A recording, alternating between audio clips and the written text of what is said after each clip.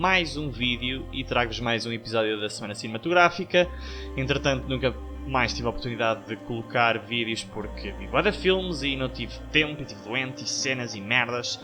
E há filmes aqui que eu se calhar já não me vou lembrar assim tão bem, mas quero sempre abordar um bocadinho eles e vou começar com um filme de 2007, um drama realizado por Sidney Lumet, chamado Before the Devil Knows You're Dead. Este filme conta com a protagonização de Philip Seymour Hoffman, Ethan Hawke e Marisa Tomei. E neste filme os personagens de Philip Seymour Hoffman e Ethan Hawke são dois irmãos. Os pais têm uma espécie de joalharia, orivesaria, e o personagem de Ethan Hawke é divorciado, tem uma filha mais nova, não está numa posição estável economicamente, e então pede ajuda ao irmão que trabalha para uma boa empresa, e o irmão apresenta-lhe um golpe. E que golpe seria este? O irmão propôs-lhe que eles invadissem e assaltassem a loja de orivesaria dos pais, e eles, como conheciam os hábitos dos pais e conheciam a loja porque eles eram filhos, eles iriam então entrar lá, assaltar, e à partida a família receberia seguro, portanto toda a gente ganhava. O problema é que o personagem de Philip Seymour Hoffman, que é este irmão mais velho, mais frio, mais calculista, ele sabe dar as ordens, mas não vai lá. Então ele pede ao irmão mais novo, pede ao personagem de Ethan Hawke, que também acaba não tendo coragem, é mais ou menos aquele tipo de personagem que é um pouco lingrinhas e medricas e acaba ali naquela situação, não sabe como. E então ele tem este contacto e vai com ele lá e fica à espera no carro. Só que aparentemente a velhota que estava a trabalhar nesse dia estava armada e conseguiu matar o gajo. Entretanto a mãe deles fica ferida neste evento. E o filme continua numa série de situações de desespero para os protagonistas, na verdade. E este foi o último filme realizado por Sidney Lumet. Para quem não conhece, Sidney Lumet é o realizador de filmes como 12 Angry Men, um filme bastante conhecido de 1942, se não me engano, e Network, um filme de 1970 que eu tenho, ou 70 e alguma coisa, que eu tenho aqui no canal. É um dos meus filmes preferidos, é um dos meus argumentistas preferidos no cinema, então eu tinha muita curiosidade em ver mais filmes dele. Before the Devil Knows You're Dead, eu percebo o que é que Lumet tentou fazer aqui, mas não quero estar a dar downgrade em alguém que eu aprecio tanto e que se dedicou tanto ao cinema, mas sinto que talvez a idade avançada, que ele já teria perto de 80 anos, se não um bocadinho mais, quando fez este filme em 2007. O avançado de idade mostra uma diferença nos projetos. Eu a seguir até vou falar de outro filme que foi o penúltimo filme que Sidney Lumet realizou, onde eu fiquei com a mesma sensação. Eu sinto que não é fácil criar a magia e não é fácil que todos os filmes sejam o melhor filme, claro, mas os temas que o Sidney Lumet tentava abordar, talvez numa altura mais jovem, eram mais virados para a sociedade e para eu não quero dizer política, mas um pouco crítica à maneira como o sistema está formatado, como ele nos é proposto. Mas sinto que os últimos filmes dele talvez tenham sido anos em que ele estava a passar por emoções diferentes, e esta é a história de uma família, no fundo, de um par de irmãos que acaba tomando as decisões erradas e levando com as repercussões disso.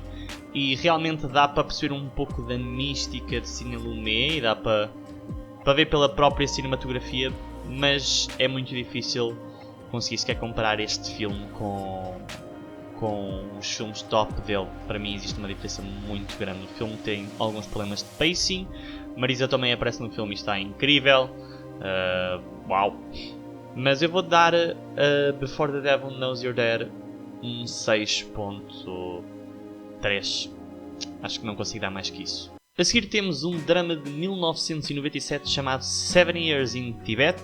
Este filme foi realizado por Jean-Jacques Anod e conta com o protagonismo de Brad Pitt, David Tillys, Jason Pema e uma série de nomes de atores provavelmente chineses e tibetanos que eu não vou conseguir pronunciar. Chineses, se calhar consigo pronunciar, mas como eu só tenho o acesso ao pinyin, que é basicamente escrever um nome em chinês com o nosso alfabeto, e como geralmente o Google não nos apresenta esses nomes com os tons em cada sílaba, eu não iria conseguir pronunciar bem, porque não sei quais são os tons. Uma pequena explicação de mandarim para vocês.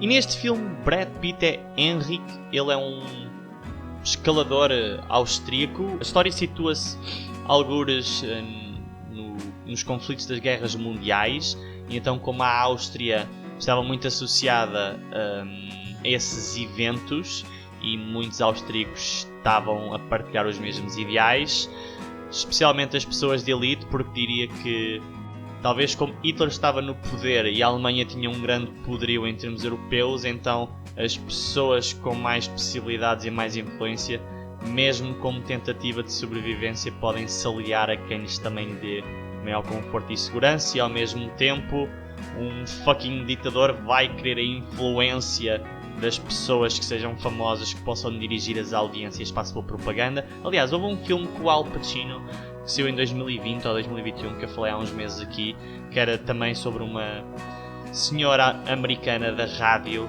muito bonita que os nazis tinham quase raptado para ela vender propaganda alemã nas rádios para os americanos que estavam na guerra ouvirem e desistirem de lutar. Enfim, havia muitas essas situações. Então este personagem, este austríaco escalador, ele vai numa missão, vai para escalar umas montanhas no Tibete ou à volta do Tibete com um grupo, e acontece uma avalanche, acontecem várias coisas, e ele e outro colega acabam por ficar presos, estão abandonados na China e vão à procura de algum tipo de salvação, de algum tipo de refúgio, e acabam caindo no Tibete. E o personagem de Brad Pitt acaba por ficar lá mais tempo, acaba por ter alguma transformação, pois havia todo este plot que a mulher dele tinha acabado de ter um filho e ele decidiu ir nesta viagem. Talvez ele não se sentisse ainda conectado com as suas emoções, talvez ele kinda representa aquele rebelde com capacidades realmente boas, mas que a imaturidade condena. A clássica história.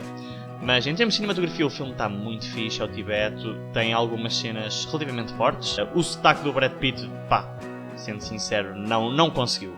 Não conseguiu fazer aquele sotaque. Eu já sabia do meme deste filme. É estranho. É o Brad Pitt e a atuação por trás está ainda boa, então tu ficas...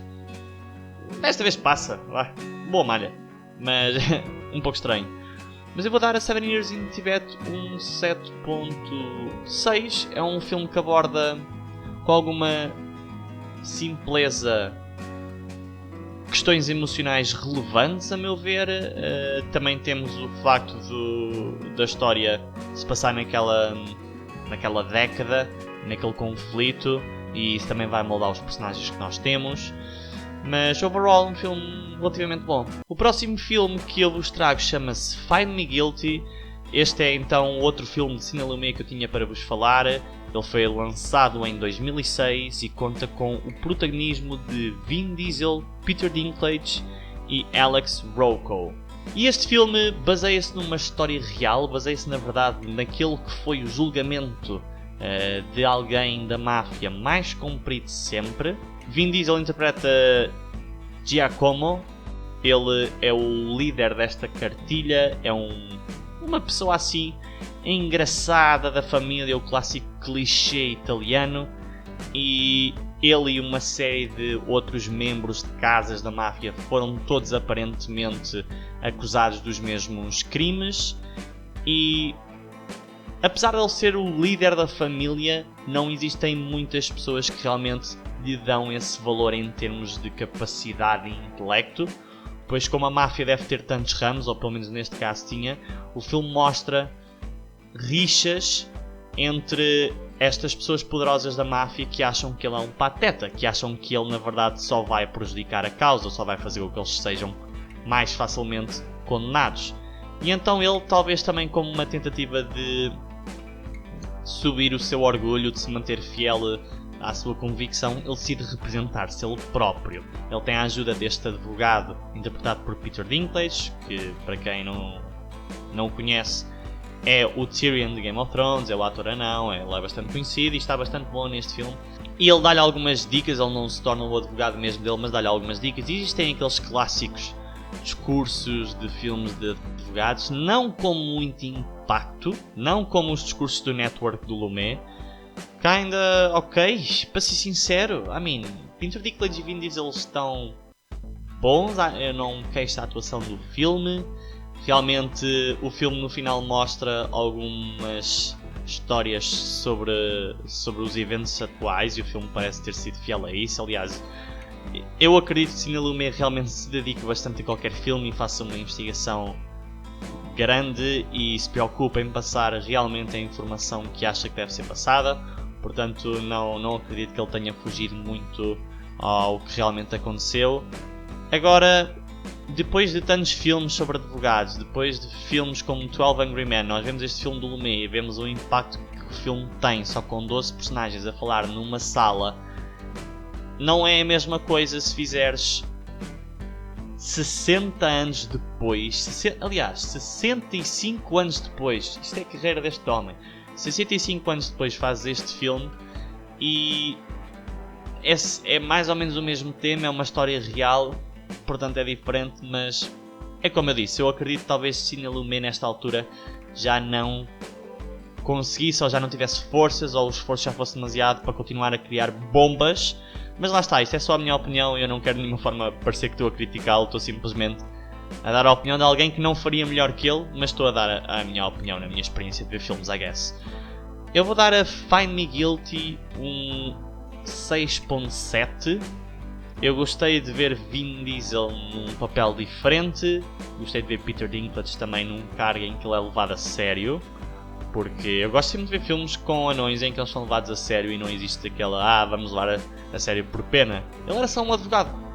Ninguém fazia, mesmo a máfia, ninguém fazia nenhum tipo de... Eu não sei se a pessoa que ele estava a interpretar também era anã, mas ninguém fazia nenhum tipo de comentário, piadinha ou baixote e eu curti disso. Eu acho que é isso que realmente nós devemos fazer com etnias, com atores com deficiências, seja o que for, é... não os usar para defenderem uma causa forçadamente por causa de propagandas políticas, mas usá-los como personagens normais, tal como um ator pode fazer de um heterossexual ou de um homossexual, porque atuar significa isso. Tu deixas de ser aquela pessoa, tu passas a ser o personagem que te propuseste a aceitar, o personagem que foste talvez convidado. E sim, não digo que não defendo uma representação se ela é necessária em termos sociais para educar as pessoas de valores que se calhar deveriam ser tomados em consideração com mais frequência. For sure, defendo isso. Só não acho que o estejamos a fazer da maneira certa. Não acho que tenhamos de sacrificar o cinema e o processo criativo de histórias nesse sentido. Não acho que, se me apetecer fazer um filme sobre uma família branca, que eu deveria ser condenado por estar a fazer whitewash a um filme, tal como não acho que um realizador negro só possa fazer filmes com atores negros e sobre a sua cultura. Acho que cada artista deveria falar daquilo que o move e cada pessoa vai ser movida por coisas diferentes e vai ter histórias diferentes e vai ter experiências diferentes e então faz sentido criar a sua história da maneira que ela quiser, desde que nós consigamos ter alguma flexibilidade em não deixar que o mercado apresente apenas o mesmo tipo de histórias. Mas eu acho que essa não é a questão aqui. Enfim, já estou a divagar muito. O próximo filme que tenho para vos falar é um filme recente do Nicolas Cage chamado Prisoners of the Ghostland. Este é um filme, eu vou talvez dizer-lhe de ação, de 2021, realizado por Sion Sono e conta com o protagonismo de Nicolas Cage e Sofia Boutella. E este é um daqueles filmes estranhos. Nicolas Cage disse que este devia ter sido um dos filmes mais estranhos que ele já tinha feito na sua carreira. Existe o estranho, mas propositado, e existe o estranho só, what the fuck, é que eu acabei de ver, que sentido é que isso faz. O Mankind é um misto de ambos, mas eu sinto que este é apenas a segunda opção.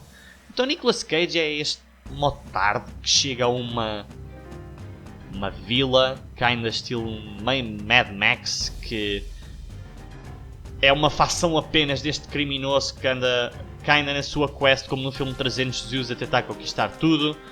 E ele chega lá e ele é preso por tentar assaltar o sítio, ele e um colega, e o colega parece que é morto e metem umas algemas no Nicolas Cage com uns explosivos à volta dos testículos dele, nos braços, nas pernas, e programam as pulseiras para explodir se ele tiver algum ato agressivo para com uma mulher, ou os colhões para explodirem se ele tiver um pensamento erótico com uma mulher. O que eu, agora que eu penso, é um castigo que ainda inusitado para alguém que tentou assaltar uma vila. Ok, bora ensinar os homens a ter boas maneiras, explodindo os seus testículos. Funny enough, há cenas em que ele vai explodir alguma coisa e nem é propositadamente, e talvez para criar um pouco de empatia com o personagem. Enfim, a personagem de Sofia Boutella é uma jovem que entretanto Nicolas Cage está à procura, porque há sempre uma jovem que precisa da ajuda de Nicolas Cage, não é verdade? E ela acaba perdida numa destas vilas, e acontecem umas cenas estranhas que não só eu não tenho muita capacidade para criar discurso à volta delas, como eu acredito que mesmo que eu tivesse essa capacidade, elas continuariam a não fazer sentido para vocês. E eu já vi o filme há algumas semanas, portanto algumas coisas também já me saíram da memória. Mas o filme tem... há uma coisa que acontece com alguns atores, quando os atores já não estão muito na ribalta, que é... produções de outros países começam a convidá-los para eles serem os protagonistas em troca de muito papel, porque é como as equipas da China, por exemplo, de futebol fazem. Vão buscar os jogadores antigos para subir a publicidade, porque toda a gente conhece esses jogadores, então a malta vai para lá e ficam todos uau, para não falar de que esses jogadores têm mais experiência numa liga competitiva, então podem fazer crescer as ligas chinesas. Então no cinema acontece exatamente o mesmo. Começamos a ver produções chinesas, coreanas, japonesas com este e aquele e o outro ator americano. Nicolas Cage agora parece que está a voltar a subir na carreira, não graças a este filme, mas provavelmente este filme ainda faz parte desse grupo de filmes produzidos por outros países em que são só estranhos, e tem aquela vibe do terror. O filme não é terror, mas tem aquela vibe do terror japonês, que é um pouco estranho e macabro pelas transições e pelas caretas e expressões de alguns personagens, e mesmo pela incompreensão da narrativa às vezes causa algum desconforto. Eu sinto que o filme vai mais para esse lado, porque em termos de lore em si eu não sei o que é que o filme realmente estava a tentar fazer, mas temos cenas a Nicolas Cage a ser Crazy Cage, portanto eu aprecio sempre essas. Não tem nenhuma cena que eu diria que está no topo, mas pá, explode-lhe um tomate e a reação é a reação de alguém que lhe explode um tomate. Eu vou dar a Prisoners of the Ghostland um 6.2. Não posso dizer que foi uma experiência muito forte para mim, tenho de ser honesto com o meu Big Bro Cage. Por último, temos um filme que eu estava bastante entusiasmado para ver, e foi o quê? Firestarter. Este é um thriller de 2022 que conta com a realização de Keith Thomas e o protagonismo de Zac Efron, Ryan Kiera e Sidney Lemon. Este filme é adaptado de um livro de Stephen King, portanto eu estava entusiasmado com isso, e aparentemente houve um filme que saiu há algumas décadas também, que eu se calhar vou ter de ver, porque dizem que este filme não está tão bom como esse. E que história nós temos aqui? Então, Zac Efron é o pai desta jovem que aparentemente tem a habilidade desde nascença de criar fogo. Ela não consegue criar controladamente, ela é uma jovem que está a passar por emoções, e quando entra em situação de crise as coisas começam a aquecer até que ela consegue mesmo lançar fogo. E Zac Efron, ele é um pai que se preocupa com a segurança da sua filha, porque supostamente no início do filme mostram que ele passou por uma experiência, ele e a esposa passaram por uma experiência para pessoas que tinham algumas características que não eram comuns. Ele basicamente consegue hipnotizar as pessoas, mas isso faz com que lhe doa muito a cabeça e saia sangue dos olhos, porque é um abuso muito grande para o corpo dele. With great power comes great responsibility and shit. Então quando a filha começa a ficar fora do controlo, uma instituição que nós não conhecemos bem, que tem basicamente lá a gaja que é a psicóloga do do Mr. Robot, do Elliot. Ela faz da líder desta organização, que ainda que faz lembrar a organização também do Split e do Glass, em que ainda nesse estilo, uma organização que anda à procura de pessoas com estas capacidades para usá-las. Essa organização envia um gajo para a casa deles e coisas acontecem e Zac Efron foge com a sua filha e tenta ensiná-la a controlar os seus poderes, mas coisas acontecem e o filme consegue ser um pouco gore, não é um filme PG-13 diria, e não digo gore em termos de linguagem, digo gore mesmo em termos de algumas mortes, e depois é uma criança a fazer e existe mais algum impacto porque ela tem a percepção de uma criança, só que o plot está tipo bué meh. Essa é a cena. Quando os trailers metem uma puta de uma música e eu fico bué viciado num trailer porque eu adoro as músicas das orquestras e tipo dizem from the bestseller from Stephen King e tu ficas sim, ok, o Zac Efron, pode ser que sim. Lembram-se, o Robert Pattinson também já não foi, já teve uma altura onde ele não era fantástico e agora está relativamente bom, isto pode calhar a qualquer ator. E o filme foi só meh, o filme foi clichê, houveram coisas que aconteceram ainda só porque sim, houveram efeitos que não estavam assim tão bons. E o filme, não sei se prepara para uma sequela, mas, Stephen King, o gajo escreve tanto, eu não sei se é, lá está, eu não sei se é do filme ou da história, porque eu já vi críticas mais ao filme do que ao filme antigo, portanto vou assumir que se calhar é mais esta adaptação. Mas Stephen King não deve conseguir fazer só fucking The Shinings e Shawshank Redemptions e Green Miles e Stand By Me e coisas assim. Devem sair uns Firestarters às vezes, devem sair Stories to Tell in the Dark, uma coisa assim, acho que também era dele, um filme que foi produzido pelo Guillermo del Toro. Enfim, eu vou dar a Firestarter um 5.4.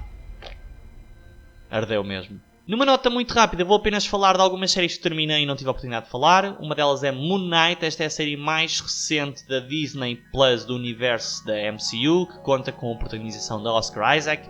Ele faz de vários personagens, basicamente o personagem tem uma espécie de distúrbio de personalidade e ele é possuído por este deus chamado Khonshu, um deus egípcio, que usa-o para fazer as suas deeds, porque ele foi excomungado dos deuses. E a série está muito boa, a série não tenta ser muito exagerada, nem com a lore do próprio personagem, nem com a lore do MCU em total, foca-se mais mesmo no character development do personagem de Oscar Isaac, aliás, dos personagens.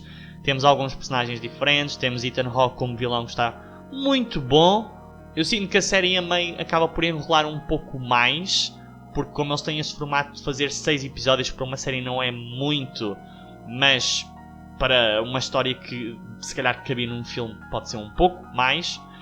Mas foi uma boa série, eu gostei e Oscar Isaac está muito bom nela. Ainda acabei a série Pam and Tommy, a série também da Disney Plus, que foi adaptada dos eventos reais que aconteceram na década de 90 entre Pamela Anderson e Tommy Lee. Eles estavam casados, houve uma sextape que foi libertada e a série basicamente é sobre esses episódios e o polémico que foi.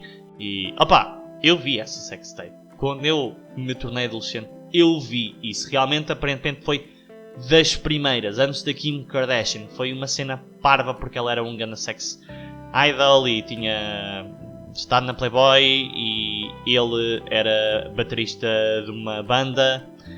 E a série está bastante boa. Sebastian Stan e Lily James são os protagonistas e em termos físicos eles estão bastante parecidos com estas celebridades. Eles fizeram bastante investigação. Eu acho que a Pamela e o Tommy não foram produtores executivos, pois sinto que a série faz um bom trabalho, que ainda como American Crime Story fez um bom trabalho com a Monica Lewinsky a mostrar não só o lado promíscuo que ela podia ter, mas também o lado de alguém que está a ser manipulado por estas situações todas.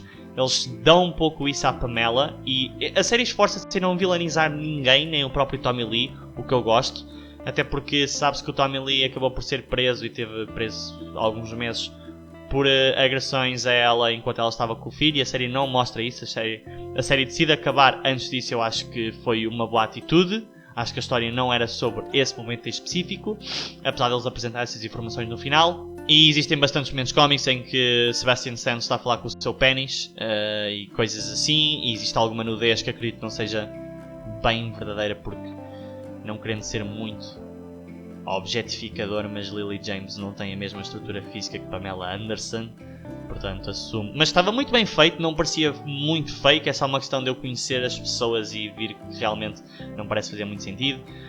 Contudo, existem momentos em que Pamela Anderson realmente parece uma loirinha burrinha, e eu sinto que se a Pamela Anderson tivesse poder criativo neste projeto, que ela não autorizaria isso. Apesar de eu acho que faz um pouco sentido, porque embora possa haver toda uma personalidade por trás dessa imagem que nós vemos pelos mídia e que víamos tipo na Baywatch e na Playboy assim, existem várias representações dela, mesmo da Pamela Anderson em entrevistas e coisas assim, que ela dá esse lado. Portanto a série ainda se baseou em toda a informação que tem, e aparentemente ela veio a público, segundo fui informado, e está a dizer que não está muito de acordo com algumas cenas, e não sei se estão a processar a série ou não, enfim. Mas é uma boa série, eu gostei, tem muita música, tem o Seth Rogen, e sinto que as cenas por acaso com o Seth Rogen eram bem alongadas. Haviam shots muito compridas que parecia que eram só para ocupar tempo. A série chama-se Pam and Tommy, sim, existe a história deste gajo que é importante, mas episódios que é ele em casa a fazer nada e coisas assim. Alguns problemas de pacing, mas overall gostei bastante da série. Sei que este episódio já está grande, mas tenho só de fazer uma última menção ao fucking trailer fantástico do próximo filme Mission Impossible 7 Parte 1. Não me lembro agora do nome. Dead Reckoning ou uma coisa assim. Em que foi lançado ontem, ou há alguns dias, já não sei quando é que vou publicar este vídeo. E os gajos estão no fucking deserto a andar de cavalo. Os gajos estão a conduzir um fucking Mini. Eu não sei se aquela cena final, porque em todos os filmes o Tom Cruise tenta fazer uma stunt mais elaborada. É que ainda o Fast and Furious faz a mesma merda, uma explosão maior, uma cena assim parva, atravessarem um Burj Khalifa, coisas assim, mas isso é fucking fake. Agora o Tom Cruise segurar-se a um avião, saltar de um prédio para o outro e partir uma perna no processo com quase 60 anos, não é fake at all, bro. Então agora o gajo fez o Top Gun e mostraram as cenas que supostamente ele gravou, mesmo nos aviões, a conduzir os aviões, bro. A conduzir aviões de guerra e o caralho. E aviões com câmera a gravar ao lado do avião do fucking Tom Cruise. Então neste filme, eu sei que o gajo sabe andar de moto, eu sei que o gajo, as cenas do carro deve ser ele, mas há fucking cenas com um Mini. E que ele está a conduzir, eles metem uma puta de uma câmera no Mini, no trailer, e este é o primeiro trailer. E o trailer acaba com uma cena em que o gajo está de mota a conduzir para um precipício e manda-se lá para baixo. E eu não sei se é o Tom Cruise, provavelmente deve abrir um paraquedas. Se for o fucking Tom Cruise a fazer essa merda, vou ficar parvo. Acho que eu vi o Ghost Protocol, o quarto, no cinema, uma saga que eu gosto bastante. Pensei que poderia estar a morrer como James Bond. James Bond para mim está a morrer há anos. Tom Cruise consegue continuar a revigorar esta saga. Incrível. O gajo simplesmente, ele tem olho para a coisa em termos do género da ação. Mas este é o episódio de hoje, sei que falei bastante, mas acho que consegui compensar tudo o que tinha em atraso. Se tiverem alguma sugestão, alguma coisa do género, algum comentário, deixem nos comentários e vemo-nos no próximo vídeo.